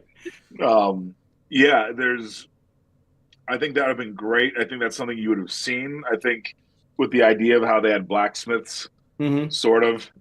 I'm like, Henry went to school. He got into drinking, got into girls, lost his head. Now, when you go, you better stay focused on your blacksmithing, you know? Let me tell you about these kids who slacked off. Beheaded. All of them were beheaded. Like, they just, and then the other one got left in a train car and stabbed himself. Right. You want to be that? No? Yeah. Stay in school. If no one saw that message, if there are children that are watching, then you didn't get the message of stay in school, or you'll be brutally ended, then you're missing the whole point of the show. Yeah. Because you had those blacksmiths, and I'm always like, do we need more little hand farm tools, or do we should we just set up some defenses so we don't have to work as painfully? You know, I was just like, yeah, let's do this. But yeah, I have I always have I always have concepts, and I always write out a whole bunch of one pages and treatments and scripts where I'm like, I get a whole script done. I'm like, man, this is terrible. I got to do it. I'm working on a script right now where it's the first time where I'm like, oh, this is actually funny, and I'm not hating any of this. It's so that's kind of fun. It's getting into, but it's all these muscles you build. So would I ever do an apocalyptic short film? There's this concept that we've had. It's a little trippy, but it's kind of like it's a kung fu western, post-apocalyptic kung fu western. That has a very strong Wizard of Oz vibe about a person out of place, and they're trying to get from point A to point B. But I have so many incredible stunt friends who are just these, intense, skilled martial artists that can make everything look cool. And so I wanted to create sort of this world where everything was blown up by these essentially nuclear weed bombs. And so the entire world became really slow talking, almost how they did say, "You ain't from around here. Can I get you something to drink, mister?" That kind of vibe. And then when they're traveling through, you have these essentially these brain dead people with the munchies that are just ready to do anything to get at you. But I want to do fun kung fu sequences. But me, I like a movie where it's I like a movie that still makes you get to all the different levels. I like an action film. I like a comedy, but I don't like them kind of separate. I've always liked putting them together, and then when you're going to make something scary, let's make it scary. So that way, I don't know. I like taking an emotion and just letting you move all around with it. Which I think is the goal for most filmmakers. I think that's the intent. That's why when you see someone you on a show die that you loved, it's because we got to see so many levels of them, and so you got to know them we've seen them angry, we've seen them happy, we've seen them fall, talking about Glenn, we've seen them fall in love, we've seen all these things, and then you just then when you take it away, but if you do it to a character you don't really know, you're like, oh man, that's gross. Well, good. Luckily, it's that guy. In the back of your head, I'm like, "Shoo! I'm glad it wasn't Glenn, but it was." But yeah, to answer or to go on with that, yeah, there's a lot of I directed a feature called One Day Christmas that we're finishing up with the editing, and it's super silly. It's super fun. It's probably not like any style of how I would ever shoot or do a movie again. But we did it with a little 2-person crew, and all the actors, when they weren't acting, I had them doing crew positions while we're there, because my mind is we own everything, we have everything. I just wanted to shoot something, and this was at the end of 2020, beginning of 21 when I filmed this. Oh wow! But there's always I look at it, I'm like, oh, okay, I gotta step back and look at it. But when I don't have that pressure of oh, this movie needs to come out, and you need to it needs to come out now. It gives me time to like think on things and then think about the post story and like the things I want to add in there. Because as a Christmas film, I knew there was going to be narration because this thing was like, I have to shoot it now before we shoot Walking Dead. Like I have to be done filming this by a certain point in January, or I can't, like so. So I left moments in there where I'm like, that's a Christmas movie. I'm totally gonna put some narration there. No, it's got so there's stuff like that. But I'm excited about that one. I got some friends in there, some people that you guys might recognize. And yeah, so I'll be probably putting a trailer up for that in a few months. And then Well, when you get ready to do that, hit us up, send us a link, and obviously we'll take it, we'll share it, we'll get the word out and help thank you. Spreading the thank love. You. Come to this theater and live forever. Real quick, there's going to be a couple of events where for the camp, obviously coming up. Yes, where people will be able to meet you and several others in person. Yes.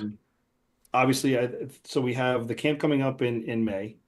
Mm-hmm. And then that'll be May 24th and 25th at the Crown Plaza new location this year in Peachtree City, Georgia. But still close. It's still close to the old location. Yeah, it's right there. Yeah, it's just bigger and a lot bigger and equally haunted. So they're right in like each other's backyard. So yes, if you can't stay at the mothership, you can stay at the sister ship, and you can literally walk through a little wood line, I think, and get there. Yeah, they're all close together. Yeah, that's gonna be fun. I really like those. I like them because it's also that's sort of when all of us are like we all have like that free time. Like that's usually right when one show ended and another one's about to start. So it's like so it always fits perfectly. But yeah, we're gonna have a bunch of folk there again as usual. But I always enjoy it because I get to see everyone. And it's like it is like a family reunion in that sense where it's like, do you keep up with everybody? It's like I do, but it is nice that when we get to camp, it's like it's all day with us, and we don't mind it. Everybody, like, especially as it feels each year just feels safer and safer, if that makes sense. I feel like everyone sort of understands what this convention is. It's not so much about and we do that, like the autograph signings and stuff like that. But it's really not. To me, I enjoy the events. I love talking. If you haven't noticed, he doesn't shut his mouth ever. It makes our lives so easy. Yeah, he just lets you run the show. It's great. He just rambles on. But I love that so much, and just and then we have like our the charities, the things. We have our auctions and stuff, and I don't know. I know there's some new stuff happening. I know there's some folk that are coming that weren't here before. Yeah, so I've got the list of like some of the new ones that are coming. Ogg's coming, right? Stephen Ogg. Yes, and Nadine Marissa will be there. Yes, Nadine will be there. Yep, Garrett Dillahunt. TV wifey. Yes. Oh, Garrett will be be Oh, that's awesome. Emily. Yep, Emily Kinney will be there, and Callan will be there, and wonderful. Jason Douglas. Oh man, Jason! I haven't seen him since he turned.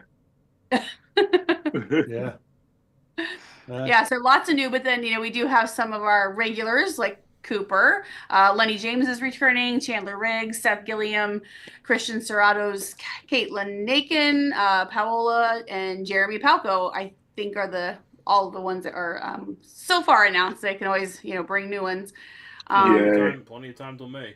Yeah. Oh yeah, I know one person that I think people will be stoked about. But I'll let them reveal it. I had a chat with them, and they were like, "Oh, I did anything to just see friends," and I'm like, "Great!" I was like, "Yeah." He was like, "Way to make that just as depressing as it sounded." But then so that's in May, and then they have their October event, Scream City. So this will be the first year for that in St. Augustine. Yes, and you'll be attending that as well. I will be. Yeah, I have no idea what to expect, but we did a little soft one in Orlando. We did one in October. Yeah, and that was fun. But I was also like it was fun. We went to Universal and we did we did all the haunted houses. But I was like, that's 3 hours of straight walking. Yeah. I can't do 3 hours of walking with this hunk of metal. This little hunk of metal stayed in my ass. But and I was saying like the most enjoyable part was when we were all at the pool and just like floating around the lazy river, or just like, and I was like, oh, or like bowling. I was like, let's do more of that. We don't need. Orlando is its own. They got their own thing. So yeah. I enjoy these events because when we do, I love all the cons, but this one is also the one that's special about the camp and all these events is that we get to talk with everybody with like sit down chat, and there's no expectation. We don't have to go through, because a lot of conventions, and it's fun. I understand why we do it. Not everyone wants to be there to talk, 45 minutes with me, but why not though? I understand it. I just want to know. I won't be jealous or nothing. Just why? But a lot of these interactions are like 3 minutes, 5 minutes, and sign and goodbye. And it's, for some people that's good, but because these are for for Walking Dead fans, you really get to hang with us. And I do better talking wise when I have a little bit longer than, hey, what's your name? Where are you from? Oh, and then people will be like, do you remember me? And then people are like, do you remember me? I'm like, when we do like these multiple like 4-minute conversations, we haven't had like time, it's hard for me because I'm just like, when I combine it, it's like, I mean, do you remember someone you met for 15 minutes 6 years ago? Like, is it like it's hard, and and for reasons unknown, my memory isn't always there. Crazy. So it's a lot more. I mean, I hate using the word intimate, but it is. Yeah. And it's out of their fun. So yeah, I'm glad you mentioned it. I forgot. Yeah, I'm excited about those. Well, and Scream City will be much different because it won't be Walking Dead focused. It'll be horror focused. Right. So right. A whole brand new thing. And so people, check out their thecampevents.com. You can find all the information for all of their events and lists of guests that they've announced so far. Scream City's got a few, and they got several announced for that. And I think you and Powell are the only two that will be at both. If I understood, I think that was the understanding, is just so the Scream City will be a whole new thing. And yeah, I don't know exactly how it'll all be laid out. I know there's a lot in the planning of it, of course, and lots of special events and things like that, like they do for the camp. So it'll be fun to be in St. Augustine. Yeah, it will be. But now you bring up Paola, Jerry and Princess never having any moment seen. Those two are like so similar in so many ways that I would have loved just an adventure of the two of them having to get to like Ezekiel and Mercer in some way, and just but like it's like it splits up, and like Ezekiel and Mercer just having like the weight of the world on their shoulders, and and Princess and Jerry just being like, oh, that's cool, and like just surviving the most ridiculous of things. But Paul is I love her to death, and she's super cool. So that gives me a really good idea for a panel at the camp. Ooh, good. To have both of you up there and maybe go through a little dialogue of what it would have been like. Yeah, I'd love that. Fun. Yeah, that'd be a lot. I think that would be a good time. All right, so get that ready, Cooper. You got till May. Yeah. She and I have equally wandering minds. Yeah. Yeah, hers probably a little more than mine, but we keep up with each other because we'll be like, here's the conversation we're trying to have. This is how our conversations go. Yeah. But they're still in sync. They're always they're just we're always together on it. Like we don't lose each other in the conversation. So yeah, she's one of my favorite people to talk to because of that. Yeah, she's awesome. So yeah, I love that panel. So we'll put We'll make the magic happen. Well, we'll see. Awesome. We'll try. Yeah, we'll you try. don't have to do the scheduling, so you'll. Yeah, Renee will do We're that. doing it. Come on, guys. We want that one. Well, I know someone who could do that. I know a guy who knows a guy, Renee, did we want to do our trivia now? Before, obviously, we're going to wrap up soon. So, I didn't have any trivia. I just had, I had some giveaway things, but we should have done it earlier because now we, dwindled the thing. But we could do it. So this one's just going to be a giveaway. This one's easy. Just go follow us on YouTube and you'll be So that one, I just have a few giveaway things. So that was easy. But I did have a little bit of Beauty and the Beast trivia. And then I had a couple questions for Cooper. And now my computer's not working, so I can't see my stuff. But I'll try to do as best I can. My computer is not working. It's like everything's frozen on this side of my screen. It won't move. But no, so Beast Mode. So was it Beast Mode NY? Is that right? Or that's what it used to be. Yeah. So then when so this just 200th episode, we're just kind of looking back, and I had a couple pieces of just information. So November 2016 is when they first started, and so then by May of 2019 they had the 100th episode, and then in August of 2021 we rebranded and changed everything up. Beauty and the Beast started. And so now here we are at our 200th episode. So my question for Cooper, I have two. My one is, do you know what your first appearance on, because you've been on it several times, on a podcast several times, do you remember what year you first came on? Yeah. It had to have been. Hold on, let me think this through, because it was right before I went to Shazam, I think. I felt like it was 2017. I think it was before I did Shazam. Am I wrong? Pretty close. It was pretty close. You were almost there. February of 2018. So it was. That is right before I went. That is right before I went to Shazam. I just thought it was. Yeah, I thought it was crazy that here we are February, and it was February 7 years ago. So I thought that was crazy. Really cool. So then That's cool. Yeah, so I thought that was a really cool little thing. And then do you know how many episodes that you've been on our podcast? Because is it like, was I talking to you, or was it on? Were we recording it? Jesus, it's at least my third. Was it? We've had to have done. Did we do more? Was it? This is 4? Your Yeah, this is your fourth. Yeah. And Ryan thought there might have been another one in there, and I couldn't find it. Yeah, I thought there was another one. I don't know why. Yeah, but I couldn't find it. But so this is probably your fourth, maybe your fifth. But anyways, I just thought it was fun trivia because you've been a flyer on our podcast. No, I love that. Yeah, and it's funny because we used to talk about weightlifting back then. And yeah. I just got back into it beginning of December. So, but I've been going like every day. One of the things that really kicked it off too was, I believe it was Chicago, where we waited online to see you. And then Ryan was able to get really good shots of you and me doing the arm wrestling thing. Oh, yeah.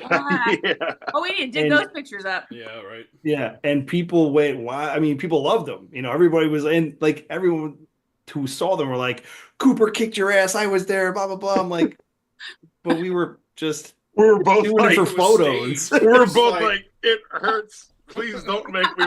My arm is only useful on the days for the hour to hour and a half I'm in the gym. That's the only time my arms are useful. After that, there's nothing. There's nothing in there. It was good times though, that it kind of all came together. Mm-hmm.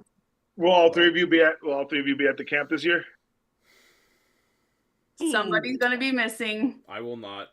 Unfortunately, I work security at a college, and they decided that despite having a tradition of having their graduation ceremony the weekend before Memorial Day weekend, they are doing it the weekend of Memorial Day weekend. So I will not be there, unfortunately. Yeah, I'll be you. I'm gonna cosplay as you. Please do. This is going, and my super reflective glasses will be going on. And I'll get you a Beauty and the Beast t-shirt, and you'll be set. You gotta have the backwards baseball cap, though. That's you gotta I could do it. It won't be 27 degrees then, so I'll remove the. Yeah. I'll change my hat. That'd be awesome. Oh my god. And then Coop, you can just come and do a panel with us. You can be you can just be the moderator with us. That's where I'm gonna hide. I'd rather you do your Tomb Raider cosplay. Okay, just let's leave it at that. Right? I'll wear the shorts. Yeah, you'll be the waist up, right. And Rosita will be the waist down. It'll be the first cosplay of me and Rosita. Great. That's awesome. I know, Casey. I'm sorry. Casey. Casey's going. I can. She just. Casey, stop shaking your head. Don't put your hand on your forehead, Casey. Take it off your forehead real quick. Yeah. And I mean, and look, obviously, we need to always thank Casey, Oscar, Jake, Renee for everything that gets done for the camp.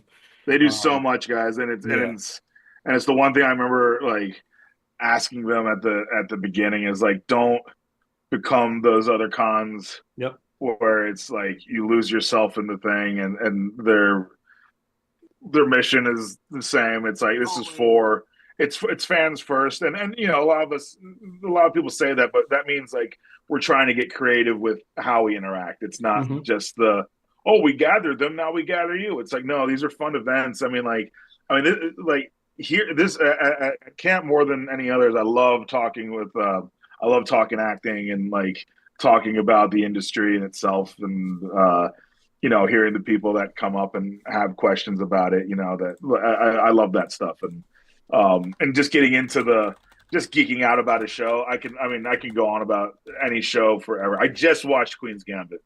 I just finished that. That's so good. So good.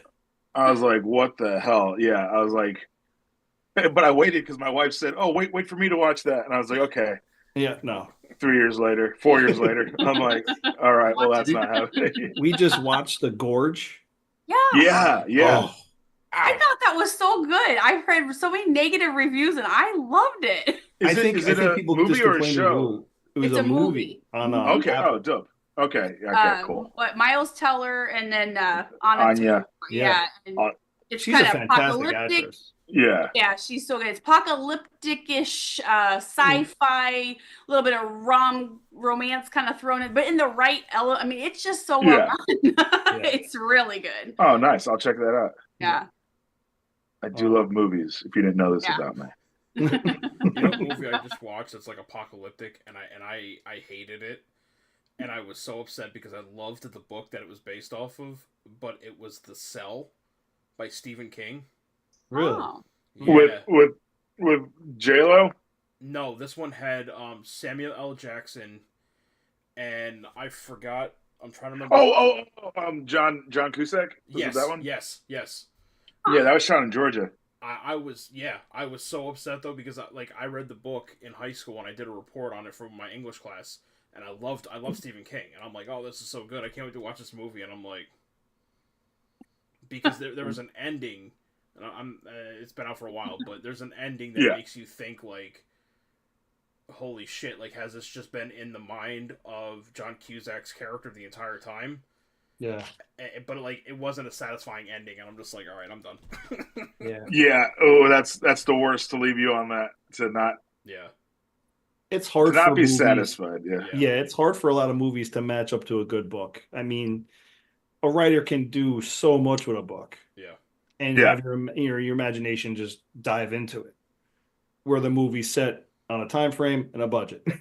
and like I said, like I said earlier about when we're filming, they're afraid of making it too busy, of just throwing in too much, and that's a big rule in script writing. But all rules are designed to be broken. But like a big one, they're always saying is like, keep it simple. You're going to have all these world building ideas, but it's going to get so convoluted that you're going to get lost in it. And I'm part of let's just cater to as if we were watching it. Let's not, I don't like catering a film to everybody for everyone to be happy. I'd rather the people who are like this thing, really like this kind of thing, So yeah, I could see that. And I remember my buddy, Alan Williams, he was the boom operator.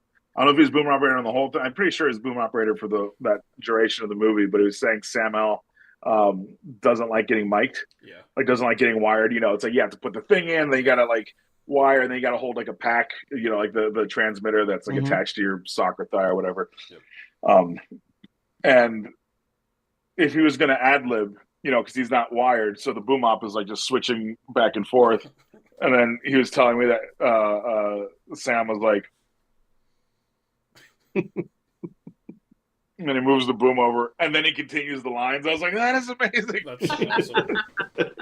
Because as an actor and as a boom operator, speaking as both, I'm like, that is one of the coolest things I've ever heard. You know, he's like, he's gonna make sure they get the sound. You know, he's like, he's not gonna let them miss it. So I was, I was like, that's pretty cool. That is really cool.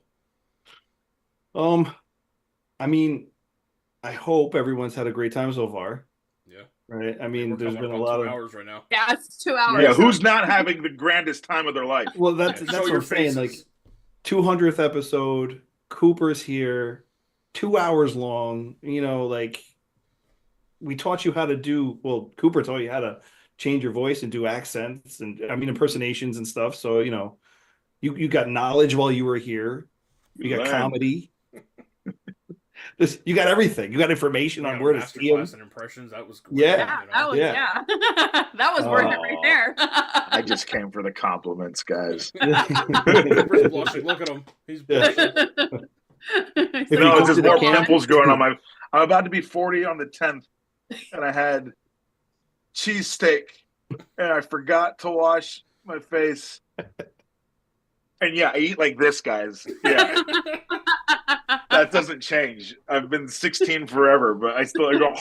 Do not take me out to restaurants. That's why it's better just give me a straw. What's the saying? You have to grow old, but you don't have to grow up. Yeah. That's it. Yes. Toys R Us kid forever, even though they're out of business. Exactly, man. Oh, that poor. Everybody, crap. make sure you go and you wish this man happy birthday on March 10th. By the way, take time. Yes. You let him know he's loved. Yeah, put it in your calendar. Thank you. And I want to have a City Slickers birthday. Yeah, there you go. You're gonna be. Well, you won't even be here, right? You're gonna be. I'll be back. Oh, you'll be back by then. I'll be back by then because. Oh, you're just gonna celebrate out there. Yeah. I can celebrate with my cousin out there, and then, I'm gonna come back home in Georgia, and then, I have friends flying in from. Well, I don't ever do this for my birthday, but I'm like. Well, 40 is a good number. Yeah, I'm like, if there's a good excuse for people to like come in from out of town, I'm like, all right, come on. Yeah. You know, we're just gonna play video games I'm together. I'm 3 years away from 50, man. So I'm gonna have to celebrate it. You know, the 50. Oh yeah, dude. Jeez, we look the same age, man. I hate you. Why? I hate you. We look the same age. I can't. Don't you know how vain us actors are? We actors. Man, you're a gorgeous man, Coop. I would date you in a heartbeat. Appreciate it, man. Yeah. I'll hold you to it. Well, Chris did say he was going to buy you drinks at the camp. I'm just saying. Yeah. You know? Watch out. Party there, Chris. You're going to be drunk and you're going to be doing impersonations all night long. That sounds about right. In a pair of really small shorts. Yeah, backwards baseball cap and some glasses. That's it. Most reflective glasses. The most reflective glasses. You couldn't believe how reflective they are. I am going on and buying anti-glare glasses after tonight. I swear to God. They're huge. Huge. Yeah, he's always creating lines. We have point A to point B, and I said one out of point C. They said that's genius. I know. That's everything. All right. Well, I guess we'll see you, and we'll see you soon. Well, we'll see you soon, obviously. But for everyone else out there, if you can make it to the camp, please come celebrate, hang out with us, have a great time. Yes. If you can't make the camp, go to Scream City, and that's in October. And obviously, and obviously, anytime we have a guest, please come hang out with us and enjoy yourself, ask your questions. A lot of you have been here for as long as I've been around, and we all appreciate you guys spending time with us. I'm looking over here at YouTube. I'm looking over here. I'm just trying to, share the emotion with everybody. But 200's a lot, man. God, it's It's got to be a little emotional. I'm not going to lie to you.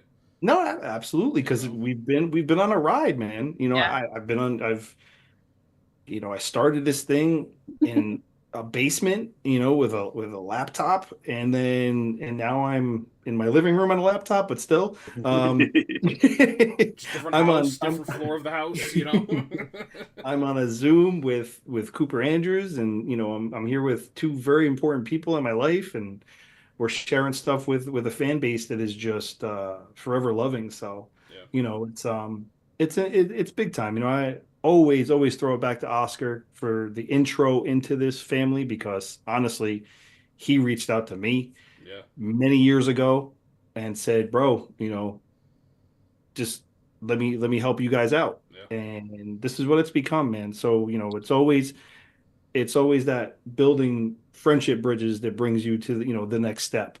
So I'm really happy to be able to be here with you guys, obviously. And here's to another, 200-300 more shows, man. Yeah. Yes. Maybe Cooper will be there for us when we do 500. You never know. Yeah. Every major milestone, Cooper's got to be there for. That's it. That's just. Yep. I'm there. I feel bad I wasn't there every year. You have been. Yeah. Right here. Right there. Oh, good. Right here. His heart, not his large muscles, his heart. I've just been clogging up everyone's heart. Yeah. But the cheesesteaks. Yeah. I take all my savings to you. So we just wanted to say thank you to everybody. Thank you so much. And thank you to you, Cooper. I mean, you've been here for a long time with us, 7 years apparently, and you've always given us all your attention and your time, and we can't thank you enough for that, man. Seriously. No, I appreciate it, guys. Yeah, congratulations on 200 episodes. Thank you. I've always enjoyed the talking style and the I do feel like it's like, oh, let's just go watch a movie right after this and just pop in. Mm-hmm. If I get up there, we're just gonna have to do an emergency live episode where I'm actually with you guys. So that'd be fun. And if anybody pulls a fire alarm, we'll find you. We will hunt you down. We will find you. And we will hunt you. And then we'll dance around in the circle. Yeah. I have a very particular set of skills. Exactly. Yeah. I'm going to come get you. I just whipped my. I think I was just doing this, like galloping around in a circle. I burnt more calories then than I think I did that entire year. I mean, look, that turned into an amazing party outside in the parking lot. Not gonna lie, that was a great time. And then the firefighters like asking for selfies with all the actors. Yes. We come back into the live panel stage area, and Cooper's on the couch with a mic, just leaned back and just talking to people. He just carried the panel, man. He just took it over and. Yeah, it's like you're not supposed to give him a microphone. Well, we are this year.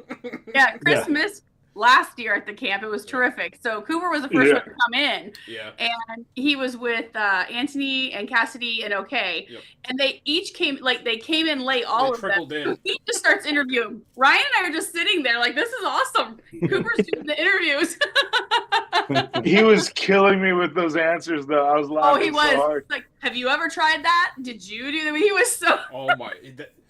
I'm telling you right now, his comedic timing is insane. For a young actor, he was. Oh man, he's so good. I'd be like, I was like, so when you're doing Ones Who Live and you came in at the end of that, what how did that feel? How did that go down? Well, I didn't know I was doing it until I was there. I forgot. I don't know if he said that. He said something, but Anthony cracked me up on that. Oh yeah, it was. Oh, he was funny. Yeah, someone was like seeing his TV debt. He was like, "It's okay." Yeah. Well, that's Andrew Lincoln. He's like, Who's that? Yeah. Well, a huge thank you to everybody hanging out with us in YouTube land. You guys have been here strong all night. We still have a decent amount of people watching us on YouTube. Facebook, I haven't been able to see. How are we looking? Good.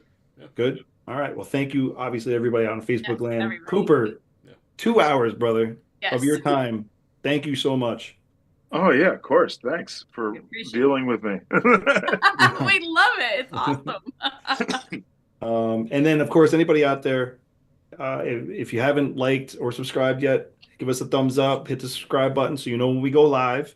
And then obviously always watch out for who we're going to have on next. And love you guys, man. That's, Love you. Thank you so much. Appreciate it. Everybody have a good night. Cooper, stay warm, bro.